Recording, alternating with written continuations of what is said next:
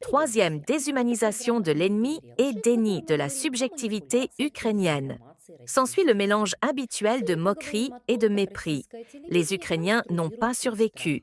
Qu'ils se rendent, on leur offrira le thé et l'hospitalité. Vision sanglante, une nouvelle expression pour désigner les informations du front.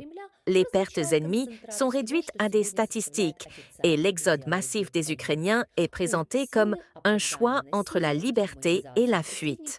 L'objectif principal est d'anéantir l'idée d'une nation résistante et de transformer les Ukrainiens en une masse épuisée et désemparée.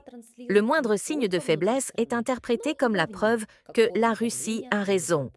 Parallèlement, on recourt à la démagogie autour de la liberté.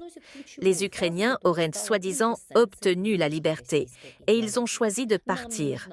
Ainsi, même la fuite devient un argument contre l'idée même d'État ukrainien. Quatrième, l'Europe comme cible et source de déclin. Selon la même logique, l'Europe est présentée non comme une union de démocratie, mais comme un territoire vassal des États-Unis. Nous vendons des armes à l'OTAN, cite Solovyov, reprenant aussitôt les propos de Trump. Et si les Français fournissent des soldats, nous les tuerons tous. Cela paraît naturel dans son discours.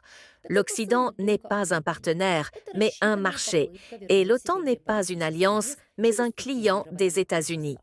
Ainsi, les Européens sont dépeints non comme des sujets, mais comme des serviteurs de Washington.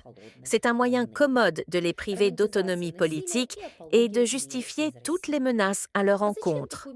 Cinquième, l'ennemi intérieur comme extension de l'ennemi extérieur.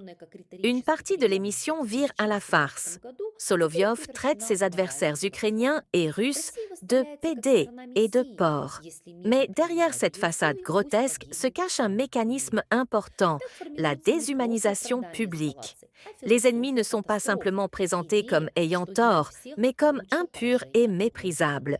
C'est une façon de légitimer la haine et de montrer au public que la cruauté est moralement acceptable lorsqu'elle est dirigée contre les étrangers. Cela crée une forme particulière d'agression collective, une guerre cathartique télévisée, où les téléspectateurs sont conditionnés à se délecter de l'humiliation de leurs adversaires. Réfléchissez, analysez, tirez-en des conclusions et ne vous laissez pas berner. C'était le principe de l'émission Te lo diré 156 veces. No necesitamos tu amor, necesitamos tu miedo. Y ni siquiera puedes acercarte a respondernos. Todas tus capacidades de largo alcance no son nada comparadas